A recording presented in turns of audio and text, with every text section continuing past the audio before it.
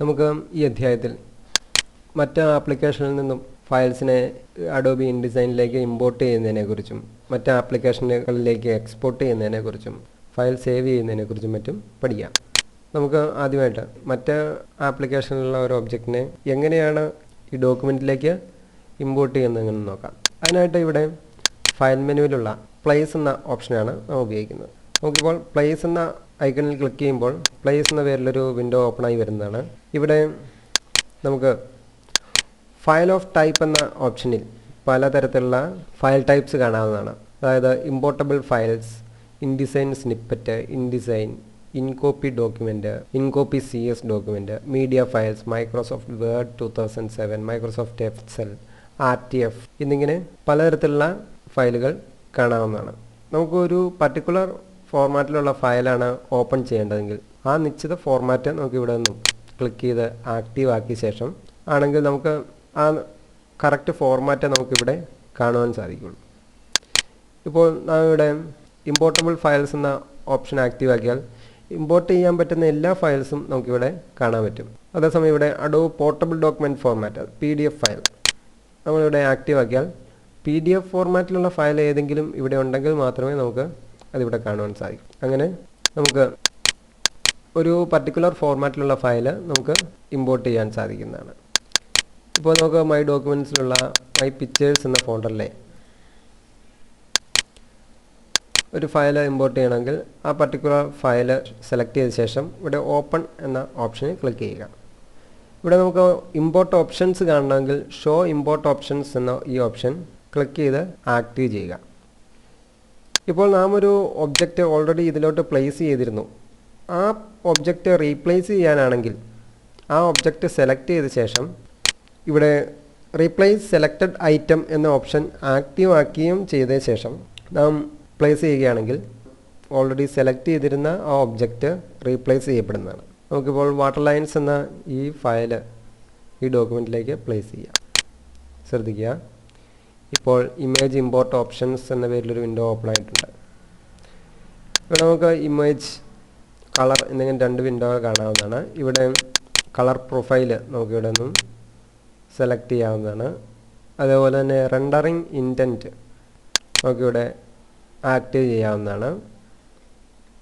അതിനുശേഷം okay button press ചെയ്താൽ ആ പർട്ടിക്കുലർ ഇമേജ് നമ്മുടെ കർസറിലേക്ക് ലോഡ് ചെയ്യുന്നതാണ്. അതിനുശേഷം നമുക്ക് ക്ലിക്ക് ചെയ്ത ഇഷ്ടമുള്ള പൊസിഷനിൽ ഡ്രാഗ് ചെയ്ത് ആ ഇമേജിനെ പ്ലേസ് ചെയ്യാൻ സാധിക്കുന്നതാണ്. നാം മറ്റ് ആപ്ലിക്കേഷനിൽ നിന്നും ടെക്സ്റ്റിനെ നാം പല രീതിയിൽ ഇൻഡിസൈനിലേക്ക് പേസ്റ്റ് ചെയ്യുന്നതിനെക്കുറിച്ച് മുമ്പ് വിശദമായി പഠിച്ചല്ലോ. നാം ഇതുപോലൊരു വർക്ക് ചെയ്തു വന്നിരിക്കട്ടെ. നമുക്കിതിനെ ഇനി സേവ് ചെയ്യുന്ന എങ്ങനെയെന്ന് പഠിക്കാം. അതിനായിട്ട് നാം മറ്റ് സോഫ്റ്റ്വെയറിലേതുപോലെ തന്നെ ഫയൽ മെനുവിൽ സേവ് എന്ന ഓപ്ഷനാണ് ഉപയോഗിക്കുന്നത്. സേവ് എന്ന ഓപ്ഷനിൽ ക്ലിക്ക് ചെയ്യുമ്പോൾ നമുക്ക് സേവ് ചെയ്യുന്നതിന് വേണ്ട ലൊക്കേഷനും മറ്റും കാണിക്കുന്നതിനുള്ള വിൻഡോ ഓപ്പണായി വരുന്നതാണ്. ശ്രദ്ധിക്കുക, ഇപ്പോൾ ഫയൽ സേവ് ചെയ്യുന്നതിനുള്ള വിൻഡോ ഓപ്പണായി വന്നിരിക്കുകയാണ്. ഇവിടെ നമുക്ക് ഫയൽ നെയിം, നമുക്ക് ഇഷ്ടമുള്ള ഫയൽ നെയിം ടൈപ്പ് ചെയ്ത് കൊടുക്കാവുന്നതാണ്. നമ്മുടെ Q1 എന്ന നെയിമാണ് ടൈപ്പ് ചെയ്ത് കൊടുത്തത്. ഇവിടെ നമുക്ക് ഏത് ഫോർമാറ്റിൽ സേവ് ചെയ്യണമെന്ന് സെലക്ട് ചെയ്യാവുന്നതാണ്. ഇവിടെ InDesign CS3 document, InDesign CS3 template എന്നിങ്ങനെ രണ്ട് ഓപ്ഷനുകൾ കാണാൻ സാധിക്കും. ശ്രദ്ധിക്കുക, നമുക്കിപ്പോൾ ഇൻഡിസൈൻ CS3 ഡോക്യുമെൻറ്റ് എന്ന ഓപ്ഷൻ സെലക്ട് ചെയ്യാം. അതിനുശേഷം നമുക്കിവിടെ സേവ് എന്ന ഓപ്ഷനിൽ ക്ലിക്ക് ചെയ്യാം. ഇപ്പോൾ ഫയൽ സേവ് ആയിട്ടുണ്ട്. നമുക്ക് ഫയൽ മെനുവിൽ ഓപ്പൺ എന്ന ഓപ്ഷനിൽ ക്ലിക്ക് ചെയ്താൽ നാം സേവ് ചെയ്ത ഫയൽ കാണാവുന്നതാണ്. നമുക്കിത് ഓപ്പൺ ചെയ്യുന്നതിന് ഉള്ള ഓപ്ഷനുകൾ നമുക്കിവിടെ ഓപ്പൺ ആസ് എന്ന മെനുവിൽ നോക്കാം. ഈ സെലക്ട് ചെയ്ത ഒറിജിനൽ ഫയൽ ഓപ്പൺ ചെയ്യണോ അല്ലെങ്കിൽ അതിൻ്റെ ഒരു കോപ്പി ഓപ്പൺ ചെയ്താൽ മതിയോ എന്ന് നമുക്ക് ഈ ഓപ്ഷനുകൾ ആക്റ്റീവ് ചെയ്ത് കൊടുക്കാവുന്നതാണ്. അതുപോലെ തന്നെ ഒരിക്കൽ സേവ് ചെയ്ത ഒരു ഡോക്യുമെൻറ്റിനെ മറ്റൊരു ലൊക്കേഷനിലേക്കോ അല്ലെങ്കിൽ മറ്റൊരു പേരിലോ സേവ് ചെയ്യുന്നതിനാണ് സേവാസ് എന്ന ഓപ്ഷൻ ഉപയോഗിക്കുന്നത്. ഇവിടെ സേവാസ് എന്ന ഓപ്ഷൻ നമുക്ക് കാണുവാൻ സാധിക്കും. കീബോർഡിൽ ഷിഫ്റ്റ് കൺട്രോൾ S എന്നീ ബട്ടണുകൾ പ്രസ് ചെയ്താലാണ് സേവാസ് എന്ന ഓപ്ഷൻ നമുക്ക് ആക്റ്റീവ് ആക്കുന്നത്. ശ്രദ്ധിക്കുക, ഇപ്പോൾ നമുക്ക് മറ്റൊരു ലൊക്കേഷനിലേക്ക് മറ്റൊരു പേരിൽ നമുക്ക് ഈ ഫയലിനെ സേവ് ചെയ്യണമെന്നുണ്ടെങ്കിൽ സേവാസ് എന്ന ഓപ്ഷൻ ഉപയോഗിക്കാവുന്നതാണ്. അതിനുശേഷം സേവ് എന്ന ഓപ്ഷൻ ക്ലിക്ക് ചെയ്താൽ ഫയൽ സേവ് ആകുന്നതാണ്.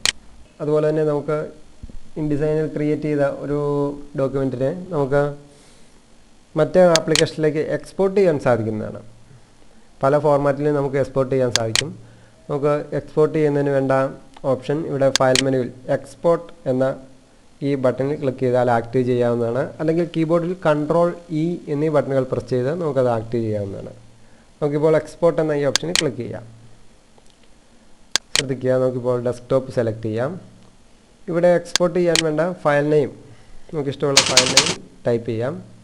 അതുപോലെ തന്നെ സേവ് ആസ് ടൈപ്പ് എന്ന ഓപ്ഷനിൽ നമുക്ക് ഏത് ഫോർമാറ്റിലാണോ എക്സ്പോർട്ട് ചെയ്യേണ്ടതെന്നാൽ ആ ഫോർമാറ്റ് ആക്റ്റീവ് ചെയ്യാം. ഇവിടെ അഡോബി PDF, അതായത് portable document format, EPS encapsulated postscript format, InDesign interchange, JPEG, SVG compressed, XML എന്നിങ്ങനെ പല ഫോർമാറ്റുകൾ കാണാൻ സാധിക്കും. ഇപ്പോൾ നമുക്ക് അഡോബി PDF ഫോർമാറ്റിൽ എക്സ്പോർട്ട് ചെയ്യണമെങ്കിൽ PDF ആക്റ്റീവ് ആക്കുക. അതിനുശേഷം സേവ് എന്ന ഓപ്ഷനിൽ ക്ലിക്ക് ചെയ്യുക. ഇപ്പോൾ നമുക്ക് ഇവിടെ PDF ഫോർമാറ്റിനെ നമ്മുടെ ആവശ്യപ്രകാരം കസ്റ്റമൈസ് ചെയ്യുന്നതിന് വേണ്ട വിൻഡോ ആണ് വന്നിരിക്കുന്നത്.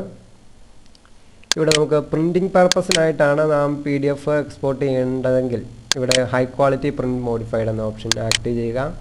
അതേപോലെ തന്നെ ഇതിൻ്റെ വേർഷൻ നമുക്ക് ഇവിടെ നിന്ന് സെലക്ട് ചെയ്യാവുന്നതാണ്. നമുക്ക് ഇഷ്ടമുള്ള വേർഷൻ സെലക്ട് ചെയ്യാം. അതേപോലെ തന്നെ കോമ്പാറ്റിബിലിറ്റി നമുക്ക് ഇവിടെ നിന്നും സെലക്ട് ചെയ്യാം. ഏത് അഡോബി റീഡറിൽ ഇത് ഓപ്പൺ ചെയ്യണമെന്നുള്ളത് നമുക്ക് ഇവിടെ ആക്റ്റീവ് ചെയ്യാവുന്നതാണ്. അതുപോലെ തന്നെ നമുക്ക് പേജസ്, ഏത് പേജ് വരെ നമുക്ക് എക്സ്പോർട്ട് ചെയ്യണം എന്ന് നമുക്കിവിടെ ടൈപ്പ് ചെയ്ത് കൊടുക്കാവുന്നതാണ്. ഓൾ എന്ന് ആക്റ്റീവ് ആക്കി കൊടുത്താൽ എത്ര പേജുണ്ടോ അത്രയും പേജസും എക്സ്പോർട്ട് ആകുന്നതാണ്.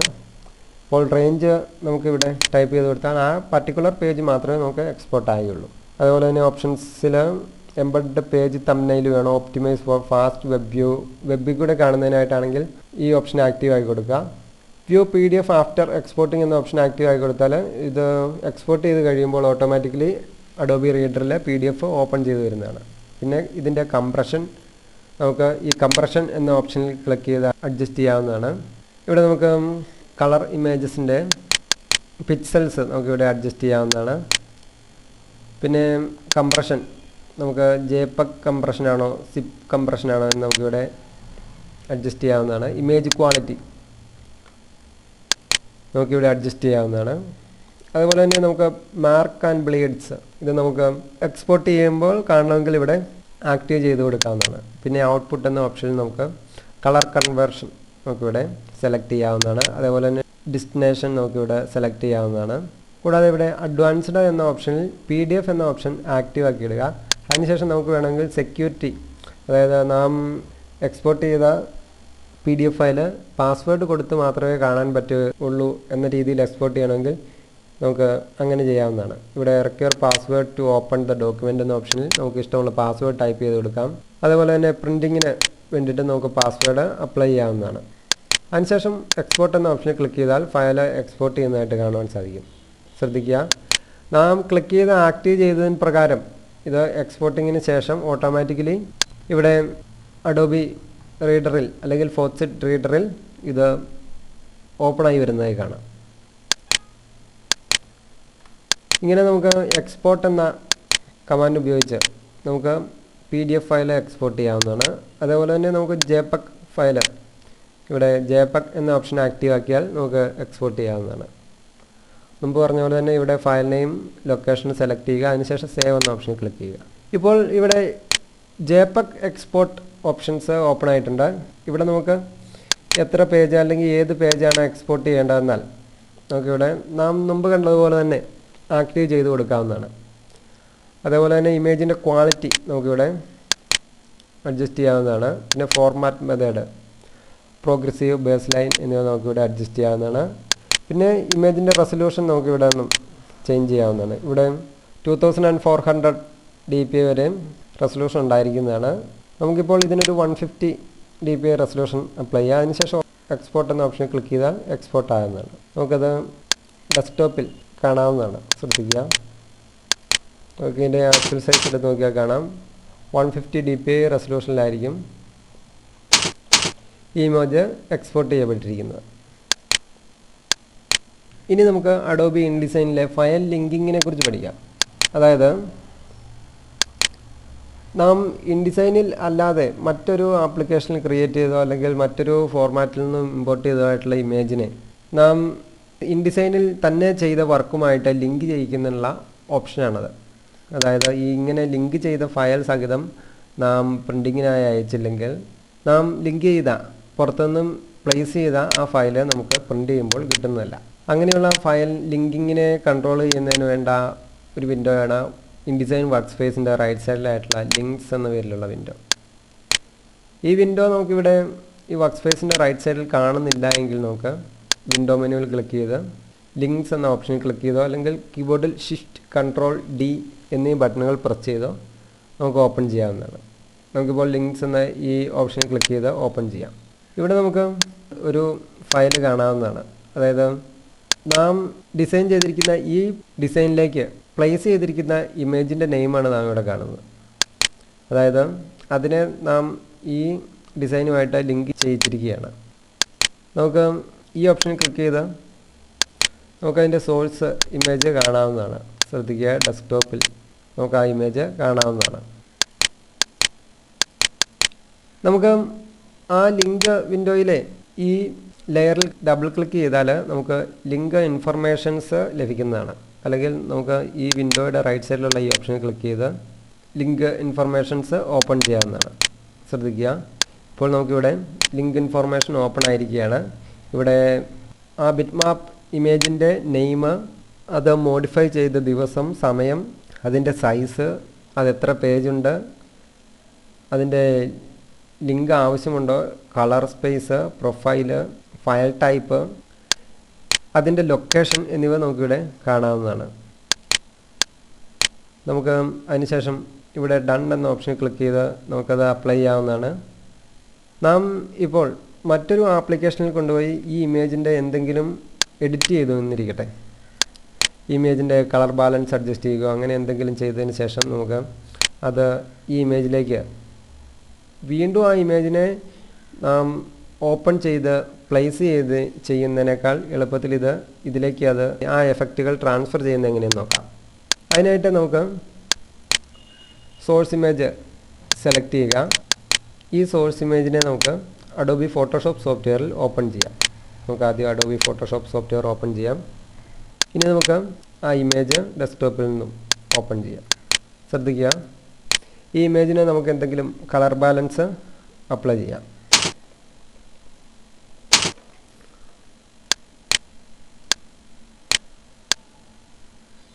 നമുക്കിപ്പോൾ ഇതേ രീതിയിലൊരു കളർ ബാലൻസ് ഇവിടെ അപ്ലൈ ചെയ്തിരിക്കുകയാണ്. അതിനുശേഷം ഓക്കെ ബട്ടൺ പ്രസ് ചെയ്തു നാം ഈ ഇമേജ് സെയിം ലൊക്കേഷനിലേക്ക് തന്നെ സേവ് ചെയ്തിരിക്കുകയാണ്. പക്ഷേ നാം ഇവിടെ ഇൻഡിസൈനിൽ ഓപ്പൺ ചെയ്യുമ്പോൾ നാം അവിടെ അഡോബി ഫോട്ടോഷോപ്പിൽ വരുത്തിയ മാറ്റങ്ങളൊന്നും ഇവിടെ കാണുന്നില്ല. നാം ഇപ്പോൾ ഈ ഇമേജ് അതേപോലെ തന്നെ പ്രിൻ്റ് ചെയ്യാൻ പോയാലും നമുക്ക് അവിടെ വരുത്തിയ മാറ്റങ്ങൾ ഈ ഇമേജിൽ കാണാൻ സാധിക്കില്ല.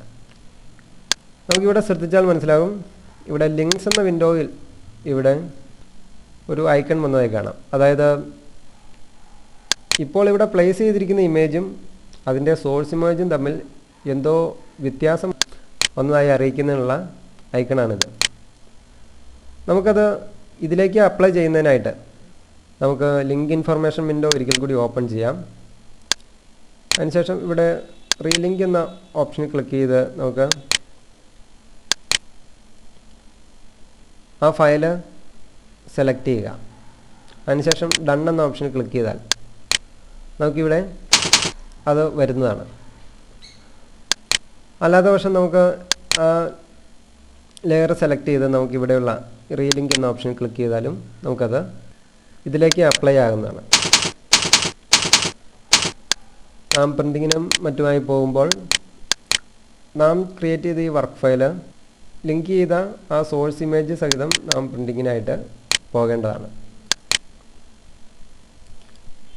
ഇങ്ങനെ ലിങ്ക് വിൻഡോ ഉപയോഗിച്ച് നമുക്ക് നാം ഇൻഡിസൈനിൽ ഡിസൈൻ ചെയ്ത വർക്കിനെ നാം പുറത്തുനിന്നും പ്ലേസ് ചെയ്ത വർക്കുമായിട്ട് ലിങ്ക് ചെയ്യിക്കുന്നതിന് സാധിക്കുന്നതാണ്.